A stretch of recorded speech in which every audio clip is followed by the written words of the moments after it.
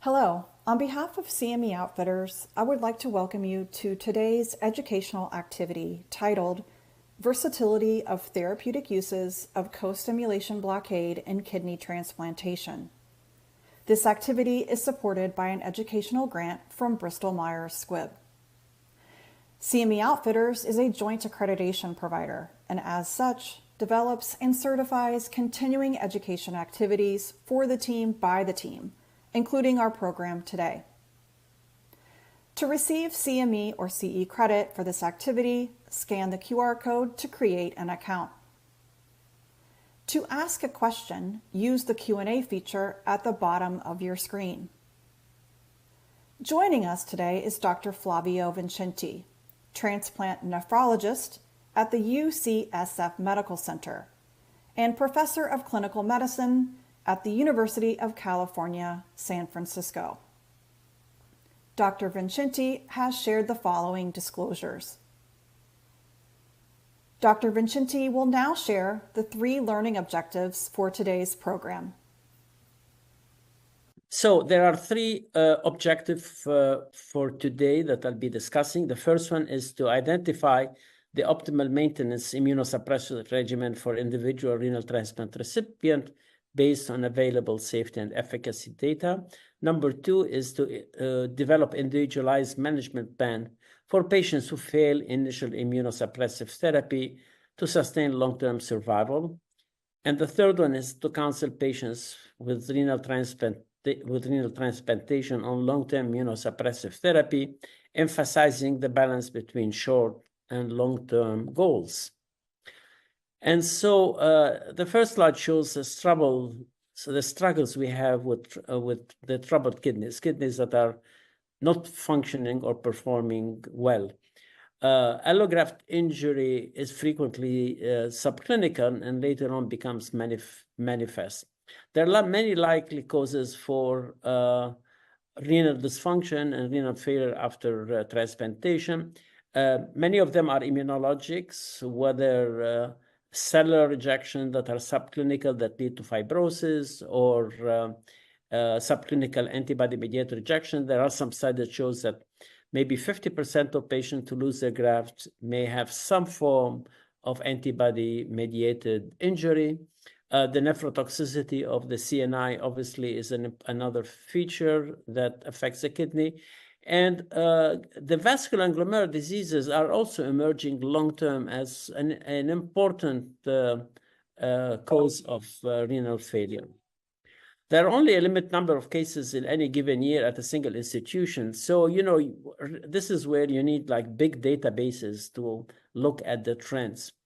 The kidney biopsies are usually done for cause, and sometimes these occur late in the course when there is maybe too much fibrosis occurred. Now, there are some centers that perform protocol biopsies. Again, these are done maybe at 6 months or at 12 months, but this process is dynamic. It could be normal at 6 months, but a year and a half later, there is already some subclinical injury that is occurring. Now, one of the interesting studies, so-called the CAF trial, this was a multi-center trial. I think Bob Gaston and Art Matas were the main PIs. So in this multi-center trials, patients who had stable function, I think with a creatinine below 2, when they had a rising creatinine and a cause biopsy, what they found that the patients, not surprisingly, who had the best longer-term outcome after the biopsy were those who were C4D negative on biopsy and did not have DSA. The worst patients in terms of outcomes were those who had C4D positivity and also DSA positive. And the in-between cases are those who had either only C4D positive with DSA negative, or they had the DSA positivity, but the biopsy did not show C4D positivity. So this next slide shows the summary of costimulation blockade in kidney transplantation. CNI-based regimens have served as the backbone of transplant immunosuppression for about 40 years. And these consist of currently tacrolimus, MPAs, plus or minus steroids. So although the CNI therapy secured exceptional short-term outcomes with low rejection rate, progress in long-term allograft survival has stagnated. So the attrition rate beyond 1 year, year after year, has changed very little. The nephrotoxicity and well-defined adverse metabolic effects of CNI have also driven a desire to explore alternative immunosuppressive agents. Costimulation blockade has emerged as a promising immunosuppression strategy, blocking a critical costimulatory pathways, the CD28, CD80, 86, and coming along now, the CD40, CD154, or CD40 ligand could substantially improve long-term survival. But there are many unmet needs associated with the use of co-stimulation blockade. This is a timeline, an interesting timeline of the summary of the development of co-stimulation blockade. I mean, if we start in the 2000, this is the first year when we started enrolling patients with belatacept in the phase 2, subsequently phase 3. 2011 was an important date. This is when the FDA and the European regulatory agency approved belatacept for prophylaxis for kidney transplantation. Then in the meantime, there were a bunch of drugs that were used but did not perform. Now, this is a combination of either the drug itself was not effective or poor design. It's a combination of both. I think of the most interesting ones that are still being looked at are, for example, the anti-CD28. So unlike belatacept, these block CD28 directly in a non-agonistic way. So this would be like lulizumab and FR104. FR104 is going to be moving in a phase 2 in the coming year. Blazalumab and iscalimab are anti-CD40 antibodies that were in phase 2 trials, but both failed. I mean, they failed, but at the same time, the designs were not the best. But anyway, there is no more clinical development with the anti-CD40. What became apparent from several experimental studies and was that the anti-CD40 ligand, although it's one pathway, CD40 ligand or CD154, but targeting the CD40 ligand it has, at least biologically, more efficacy than the CD40. That's because the ligand can bind to other ligands on CD8 cells. So now the concentration has been, the focus has been on developing the anti-CD40 ligands. And here two are represented. One is dazodalibep. I will talk about it later on. Tegoprubart, a phase 2 trial, was just done in the past year. And there are actually two more anti-CD40 ligand that are going in clinical development. So I think we're going to be hearing a lot about these agents. So what are the unmet needs and challenges? With co-stimulation blockade, and now primarily with belatacept. One is that there is no standardized protocol for de novo use. The phase 3 regimen, I think, in real-life patients did not work as well. There are excellent results of clinical trials for conversion from CNI to belatacept after 6 months in patients with stable renal function, so that is pretty well set. However, quality conversion trials in patients with troubled kidneys are lacking, and that's what we actually need. For example, patients with DGF and other issues. What we also are discovering that belatacept and co-stimulation in general can play a very important role in desensitization. And I'll share with you a study that we're doing with the support of the Immune Tolerance Network. And there are special populations. For example, CMV mismatch patients are the good candidate for co-stimulation blockade, or highly sensitized patients. So there are many issues yet to be explored. So in terms of the conversion, there are two randomized multi-center trial converting patient after 6 months in stable who have stable renal function, and those have been published. Our early conversion And that's where we actually have much more need, there are many single-centered studies, uncontrolled and monitored. So it's very hard to understand exactly how to use it, where to use it, what kind of regimen to use belatacept. You know, in discussing the two randomized trials that have been published with conversion after 6 months, and I'll show you the slide in this, that's the data in a second. The problem is, in general, if patient is after 6 months doing well, stable, most transplant physicians don't want to convert or so-called rock the boat. Obviously, if the patient is having specific neurologic symptoms or some other issues, they of course they can get converted.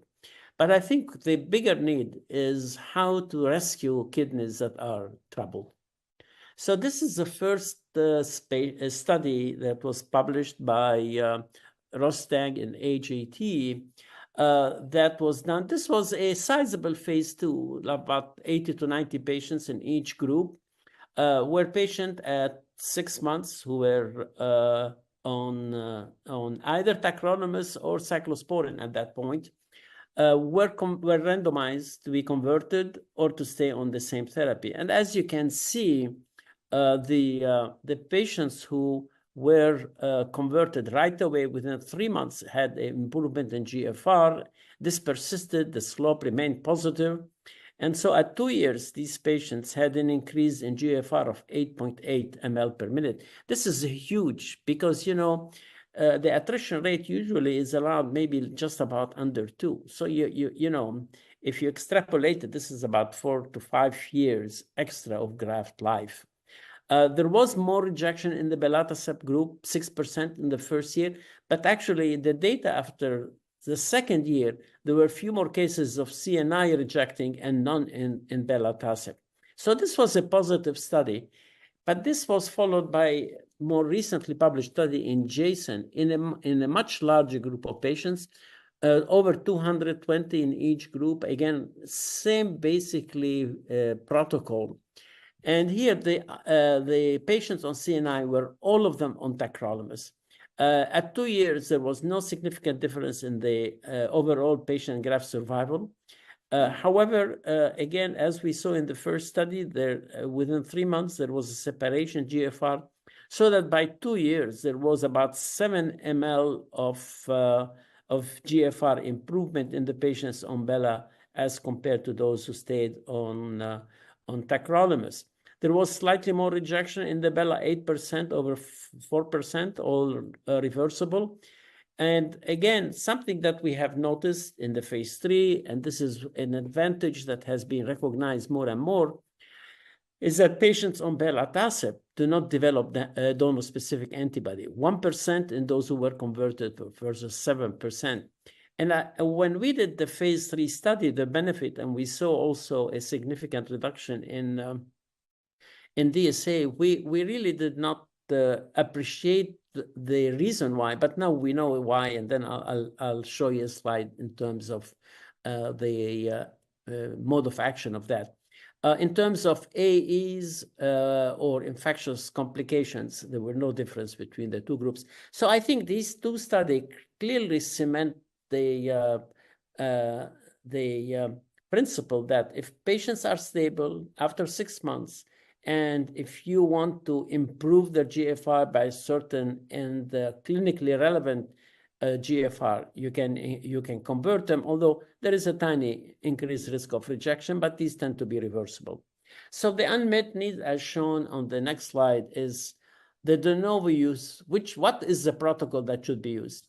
And I'll go through 3 scenarios that are being used. Nobody, and we shouldn't use the one that we published in the phase 3 benefit trial, because that doesn't work anymore when you use, all comers. The role of belatacept and conversion in DGF, efficacy in high-risk patients and patients with chronic antibody-mediated rejection.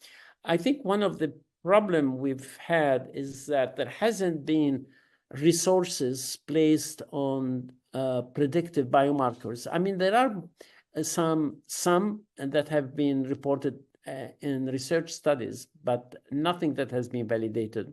And the question of using belatacept in desensitization, I think it's playing an important role, and I'll come to that later on. So this is a benefit trial. You know, as you remember, these patients were randomized to either CNI or to regimen of belatacept, more intense and less intense. Only the less intense regimen was approved by the FDA because it was found to be safer and, in fact, more effective. There was more rejection in belatacept compared to the cyclosporin group. However, after 7 years, and this is for many years, is the first time that a new drug showed improvement of outcome compared to a CNI, cyclosporin. The GFR also, not surprisingly, over the 7 years, had a positive slope. There was a big difference and very clinically relevant difference between the belatacept and the cyclosporin group. And again, something that we noted in the study, and thankfully we actually collected data that patients on belatacept very rarely develop DSA, while cyclosporin and even with tacrolimus, people have a incidence of anywhere between 10 to 20% of donor-specific antibodies. And this could account for the improvement in long-term outcome with belatacept, that there is less risk of chronic antibody-mediated rejection. So this is a really, truly very interesting study. When belatacept got approved at Emory, they started putting almost all their patients on Bela, and they used the same protocol as the phase 3. What they found, though, when you use it in all comers, you have very high rejection rate, 50%.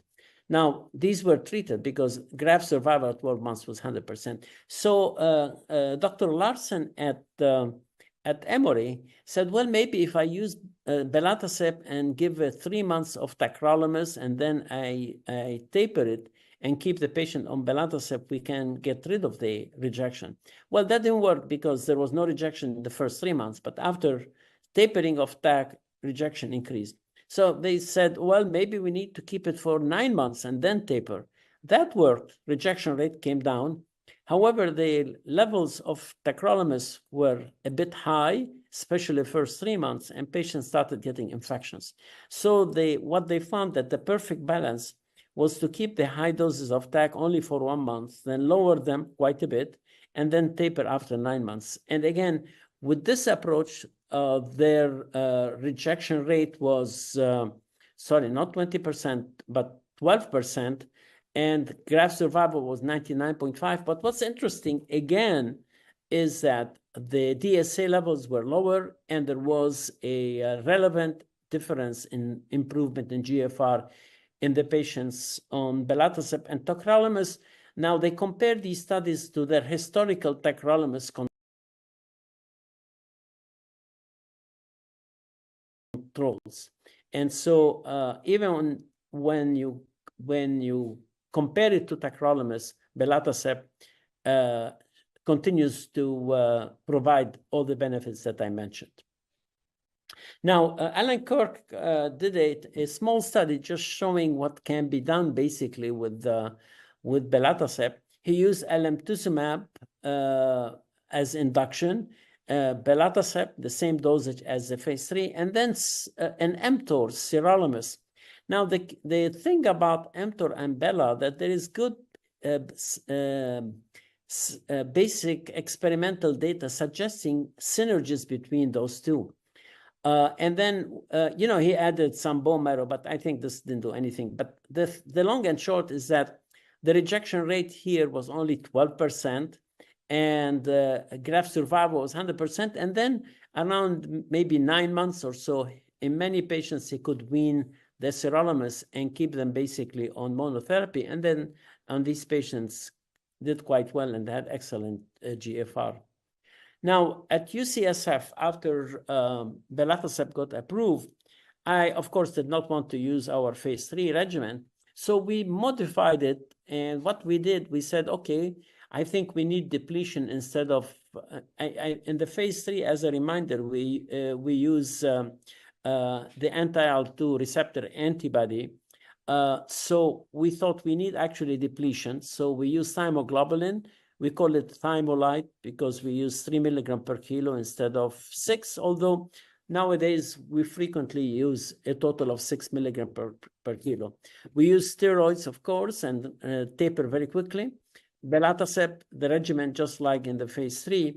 Now, we like to pair belatacept with the mTOR inhibitors. However, to allow the wound to heal, and our surgeons obviously don't want non-healing wound, we wait 4 weeks, and after 4 weeks, when the patient has healed, we convert them to everolimus. So with this regimen, we really had almost no rejection in the patients who were on sirolimus, on everolimus Bela.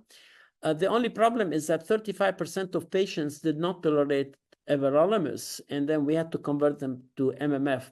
And in that group, we continued to have a rejection rate in the 20%. So the combination, I think, of mTOR and belatacept is very powerful. It is synergistic, and I think it's an ideal one if the patient tolerates it. Now, the most common reason why patients did not stay on mTOR was they got oral ulcers, and sometimes they are very difficult to eradicate, even if we lower the dose. So this is our conversion protocol. After 6 months, we use whatever was published in those 2 studies. If we convert a patient below 6 months, of course, we keep the CNI for a month. We drop them at 50% after 2 weeks, and then stop them at 4 weeks after we start belatacept. The only difference is that the dose at 28 days, instead of being 5 milligram, as it was used in the 2 conversion trials, we give 1 additional dose of 10 milligram per kilo. And this is a study that we published our initial early conversion, early post-transplant, and these are conversions that we performed if the patient continued to have DGF, did not open up, or they opened up but had suboptimal GFR, well below 30. So in our study, we had 8 patients who converted at 30 days. They had very poor GFR, or they had not opened up. And 12 months later, after conversion, their GFR was 65. So we had another 6 patients that we converted between 31 and 60 days for the same reason. And these patients had a GFR of 52 at 12 months. The one that we converted the latest, between 61 days and 90 days, another 6 patients had a GFR of 39. This suggests that maybe the earlier you convert, the better. Now, many of the patients who have severe, very dense DGF, they don't open up for 90 days. I mean, that becomes primary non-function. And what happens to kidneys that have this prolonged ATN, that they have progressive, very rapid fibrosis? The rejection rate in this group was about 20%. Again, these are, as you see, small numbers, and this is the area, frankly, that requires a very good very good randomized trial where patients are converted, so that we know what are the benefits, what are the side effects.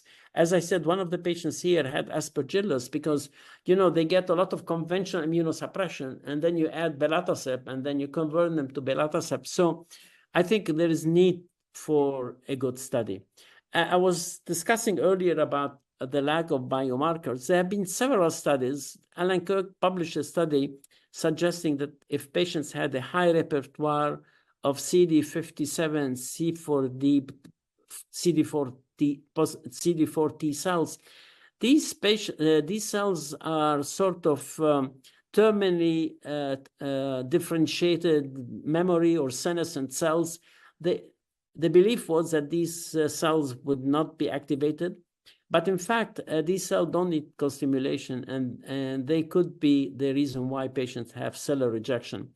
Other studies have suggested that CD28 negative CD4 or CD8 cells may be involved in rejection.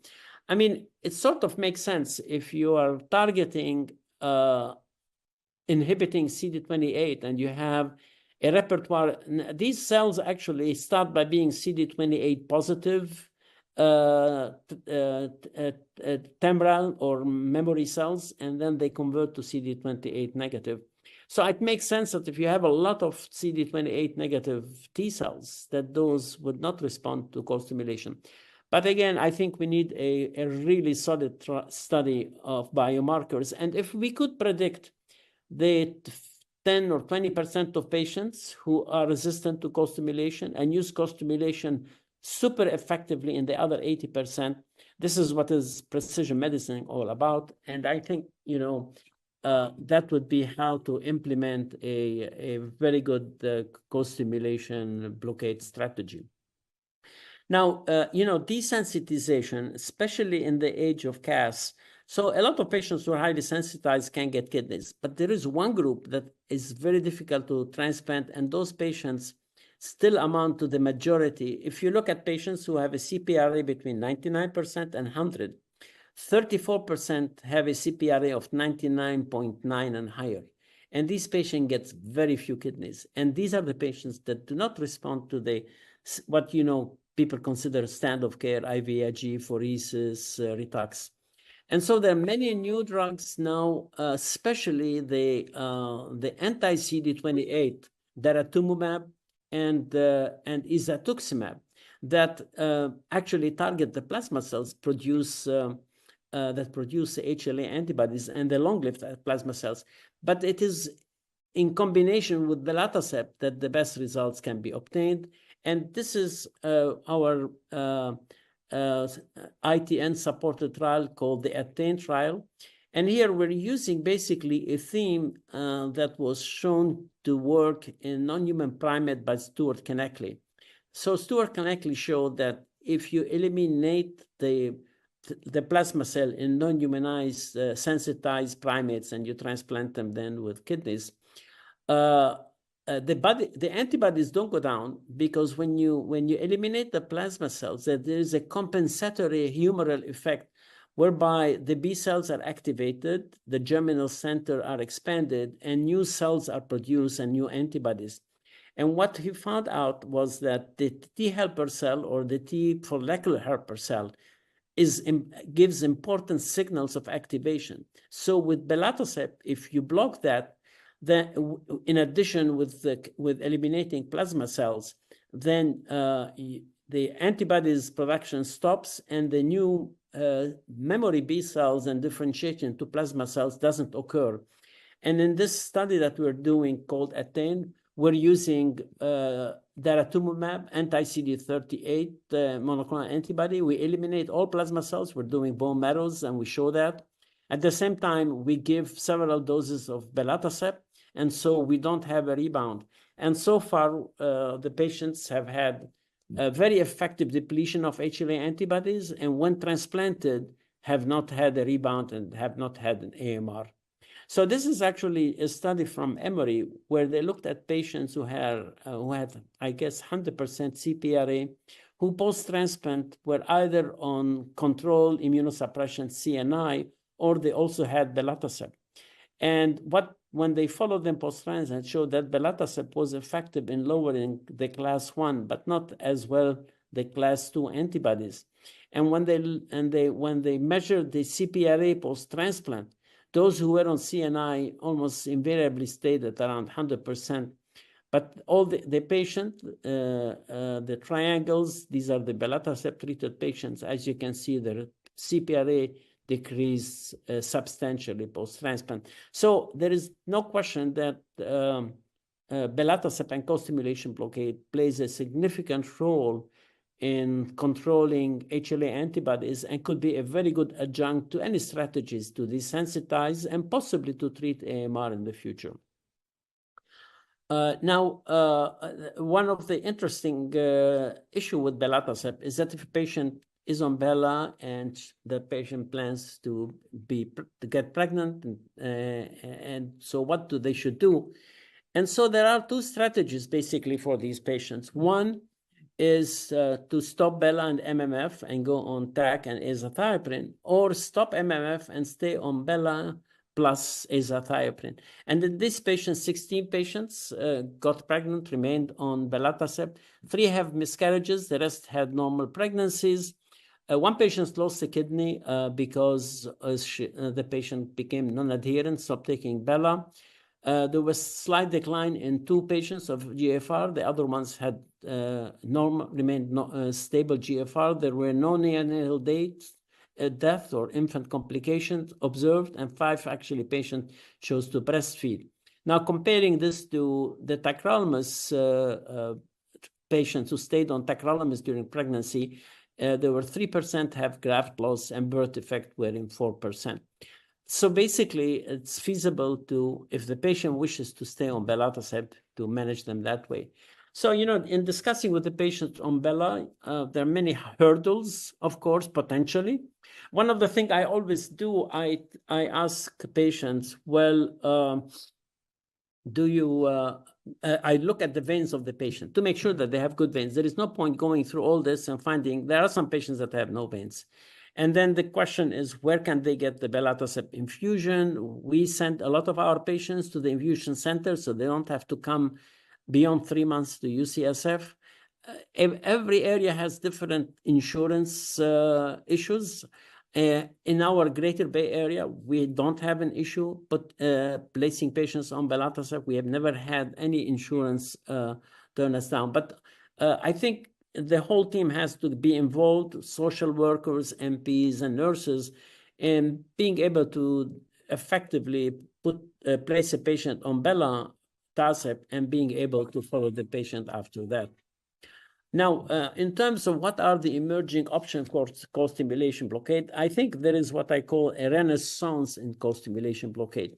Now, on the left side, I want to show you a study that we have completed and not yet published, although it was presented at ATC, where the question was, can we use 2 co-stimulation blockade, belatacept and dazodalibep? Dazodalibep is an anti-CD40 ligand to maintain patients on immunosuppression and after 28 days without any other immunosuppressive agent. So the patients induced with the thymoglobulin, treated 28 days with steroid, and steroids are discontinued, and then the patients get monthly treatments with 2 IV infusions, no oral medications.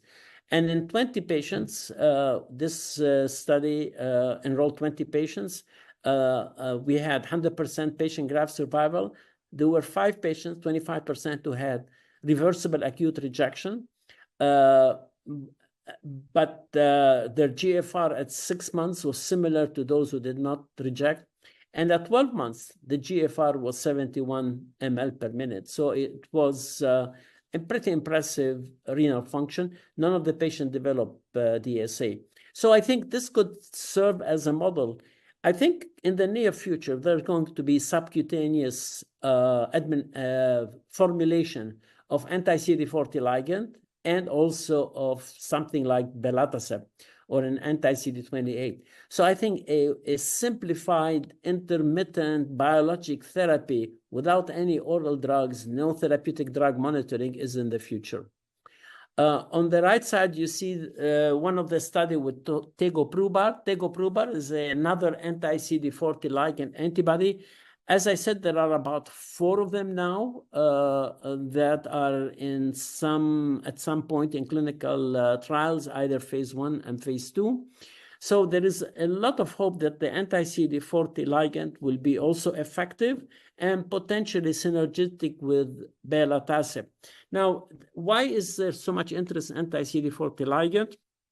In 1996, Chris Larson published in the journal Science that if he combined in mice anti-CD28 and anti-CD40 ligand in heart transplant and in skin transplant, he could induce indefinite graft survival. So, and some of this data has been replicated in non-human primates. So finally, now we have the ability of being able to combine dual blockade of co-stimulation. So I think it's going to be exciting to see how this can be applied in the future. So basically, to initiate a discussion with the patient about belatacept, the patient has to know both the benefits and the potential risk.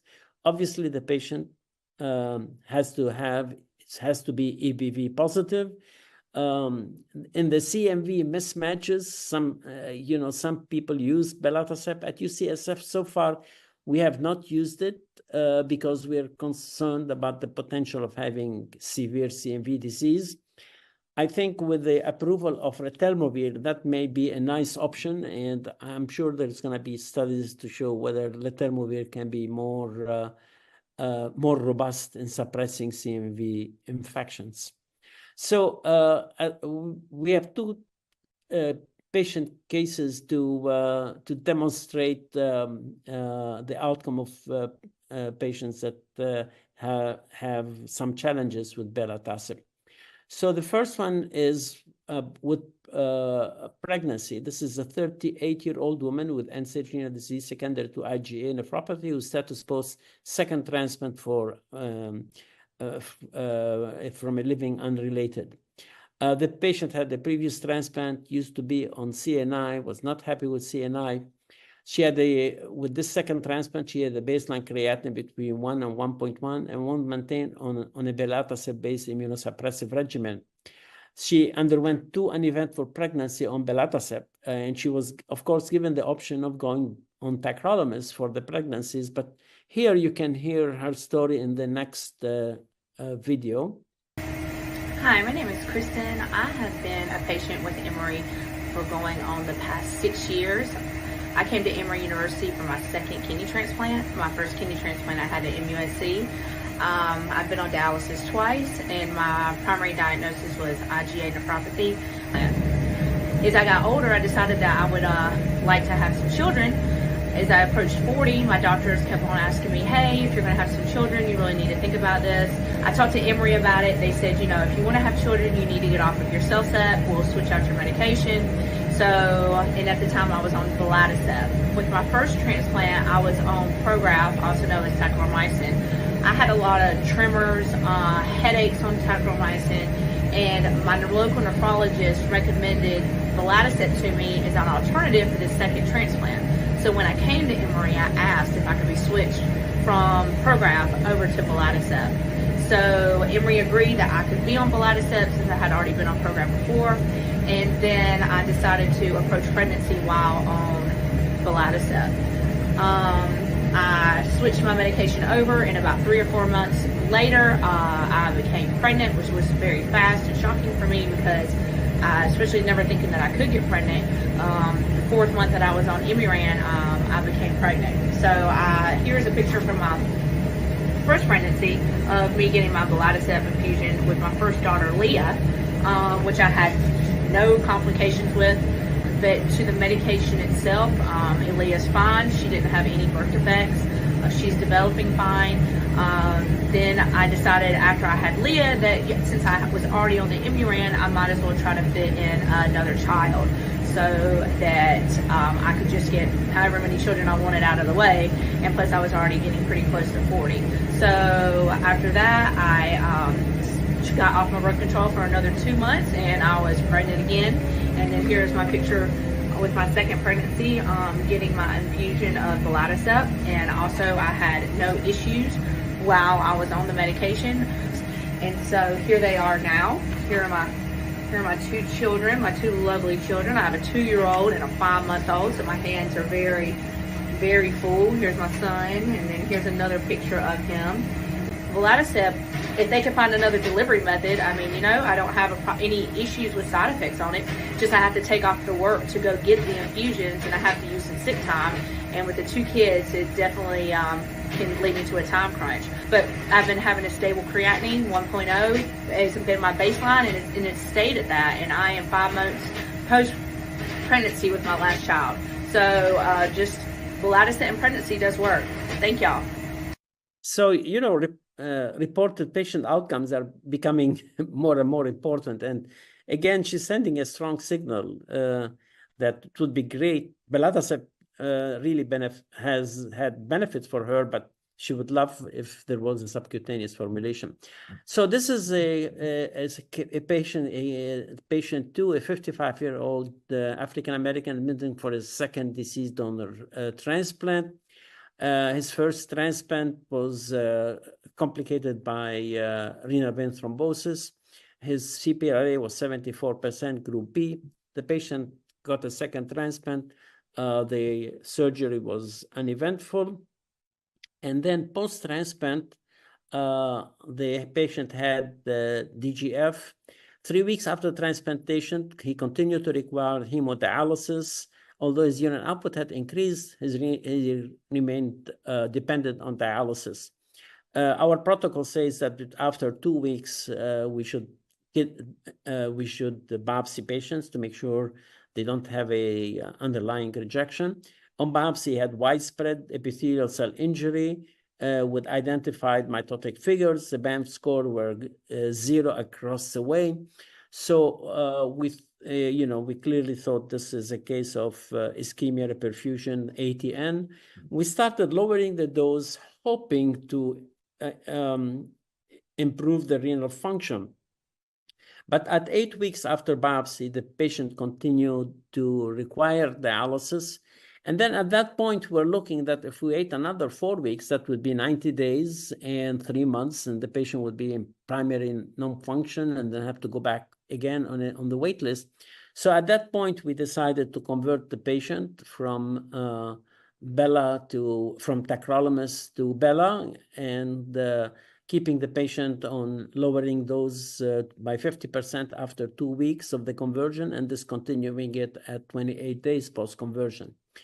Within 3 weeks after the conversion, the serum creatinine decreased, the patient got off dialysis, and then 6 months later, patient had stable function, no DSA. The protocol biopsy at 6 months, we do protocol biopsy at 6 months in everyone, showed a normal kidney with very mild fibrosis. And 2 years after transplant, his serum creatinine was 1.5, eGFR was 56. So this is one clear success. But obviously this doesn't happen in everyone, and that is the need to do a prospective studies in DGF kidneys. So as a final discussion, the issue is how do we define short-term and long-term goals with patients? This is especially critical with belatacept because you see a higher rate of cellular rejection that can be treated, but longer term, patients do better and they feel better. So the issue here, how you balance the two. And clearly in terms of adherence with belatacept, whether the patient adhere or not, whether show up for the infusions. In order to have a successful strategy with Costimulation blockade, you need a multidisciplinary approach with people who follow the patient, social worker who can, help in the approval and support the patients, and making sure that in terms of logistics, where they go, what is the closest, for example, infusion center, that they have good access, and that the patient understand, unlike swallowing a pill every day and having therapeutic drug monitoring, that here they have a completely different strategy. They have to go every month and show up and get an infusion. So it's a different way of getting immunosuppression. But I think once they are set in it, most patients continue on it. In all the patients that I put on Bela, frankly, over the years, I don't remember anyone after being on it for a while, deciding not to continue and wanting to go back to go to tacrolimus. So as one of the final slides, these are the SMART goals. The acronym for specific, measurable, attainable, relevant, timely. Identify situation where Costimulation blockade agents may be optimal in conjunction with other treatment for patient requiring immunosuppression post-transplant. Individualized treatment plans and convergent regimens for patients eligible for management with Costimulation blockade. or who are failing current therapy, and provide customized counsel and support for patients undergoing these changes and emphasis of the long-term goals. Thank you very much, Dr. Vincenti. I appreciate your coming to talk to us today. I'm sure we learned some things. I actually learned a lot from it. What's your thought, or what do you think about use of belatacept or one of the co-stimulatory agents with some other agents apart from CNI? What do you think the effect will be on post-transplant diabetes? Oh, well, I think with belatacept, as long as you don't use CNI, there is a decrease in diabetes. We showed that. And of course, the co-stimulation blockade doesn't have any additional cardiovascular risk, hyperlipidemia, hypertension. I mean, right now, basically, I think right now, the best combination, as far as I'm concerned, is to use mTOR inhibitors, is to induce a patient with a depleting induction, like thymoglobulin, and then start belatacept. You could start, mTOR right away, or allow 2 to 3 weeks for the wound to heal, and then convert the patient to mTOR inhibitors. At this point, this is your best combination. Again, in the future, we hope to be able to maybe combine dual co-stimulation agents with Bela and maybe anti-CD40 ligand. But this is still experimental and it's not available to anyone. Can you comment if Bela IV dialyze among patients with DGF? No, Bela is not dialyzed. So it's a big protein, so it doesn't dialyze. If you do plasmapheresis, it will be removed, but not dialysis. Can you comment how important is the CMV mismatch regarding development of rejection among Bela patients? Well, in the phase 3, we didn't necessarily stay away from the mismatches.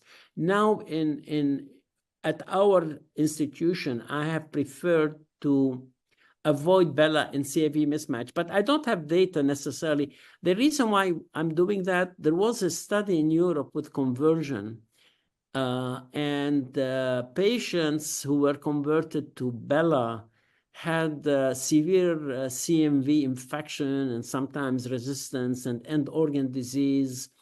And so that kind of swayed me away from utilizing Bela in the CMV mismatches. I think with letermovir, it may become much safer to do that. I hope we're planning maybe to do a study in CMV mismatch with Bela and using letermovir. So we'll see about that. But I don't have data to say it shouldn't be done. My gut feeling is that it's better not to do it. The next question, can you comment on the development of eosinophilic rejection following Bela administration and their resistance to steroid treatment? I don't know. I'm not aware that there is a eosinophilic type of rejection specifically for Bela. Eosinophils sometimes are seen in CNI rejection. They tend to be maybe more severe cellular rejections. And I mean, usually, if not steroid, but thymoglobulin will reverse rejections. In my experience, I haven't had a rejection, even a severe cellular rejection, that I have not able to reverse, frankly. But there is no question. Sometimes cellular rejection on Bela can be pretty severe, like 2A or 1B. But in general, they tend to be reversible, I would say. And as demonstrated in several studies where graft loss is very low on belatacept. So, but we have to find ways to minimize the cellular rejection. And as I said, in our hands, at UCSF, when we have a patient that is on belatacept with an mTOR inhibitor, they very rarely have rejection. So that one is a synergistic and very good combination. Thank you. Any questions in the room? I have a question for you. What's your thought about belatacept in patients with BK? That's a very good question. So a patient who is on Bela, who develops BK, obviously, if they are on MMF, the best thing is to reduce the MMF or the MPA, or maybe discontinue them. But however, one other approach would be to increase the interval of belatacept. So if you have somebody who, you've lowered the MPA, or if they are already on mTOR and they have BK on Bela, the other approach is that you can increase the interval from every 4 weeks to every 6 weeks, and even every 8 weeks. In the phase 2 trial with Bela, there is a group of patients that was treated with belatacept every 8 weeks. And we did some PK and PD showing that you get enough concentration at 2 months to saturate the CD86 ligands that can be, tested. So that I think, you can increase the intervals, and very frequently that will reduce the viral load of BK. So I think if one moves very quickly, first with the MPA or the anti-proliferative, and then increases the intervals, you can control the BK before it gets out of control. What about patients that were already at the BK and the kidney was struggling? Would you initiate Bela to extend the life of the kidney? Well, and how would you initiate it? Would you do the 6 weekly or? Well, if they already have, the BK is sort of like a flag that the patient is getting immune incompetent. So personally, if somebody has BK that is not controlled, I would not convert them to Bela. Okay. Thank you. That's very good. Any questions? Why do you think the results of the first benefit trial did not hold up? Well, the results hold up pretty well in terms of DSA, GFR, long-term outcome. I think once you have a more diverse patient population with some HLA antibodies, CPRAs, and so on, I think primarily is the fact that the anti-IL-2 receptor antibodies were not good enough when you have a more diverse patient population that are placed on belatacept. But all the other features of the phase 3 have held up pretty well. You don't get DSAs, very few. You get better GFR no matter what, even those who have rejection. And I think longer term, you do get better outcomes. But I think the rejections clearly is an issue. And I think that's the reason why you can strategize by using thymoglobulin initially, and then you can, just like as we do, we convert patient to mTOR inhibitors or keep them on MPA. So the other approach, the one that I don't particularly care for, but at Emory has been very well, have been implemented successfully, is to have them on low-dose tacrolimus for several months. Personally, if I'm going to use belatacept, I'd like to have a pure CNI-free regimen. And at least at our center, it does work. And some of the other people have used the same regimen, have shown it works. So, I mean, I think if you look longer term and beyond the early rejection risk, cellular rejection, I think co-stimulation blockade remains a very good choice for some patients. Thank you. Any other question?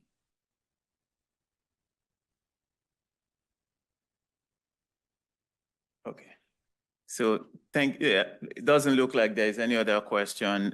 Thank you very much for your time and for a very educational session. I definitely learned a lot from this, and I'm sure the rest of the team too did.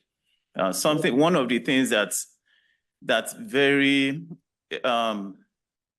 that I learned particularly and may help us change practice or look into it more is use of belatacept in highly sensitized patients. It's one of the places where we are more cautious because we feel they're sensitized, and we try not to get them off CNI. So thank you very much for a very informative session, and thanks for joining us. Well, my pleasure, and thank you all for listening to my presentation.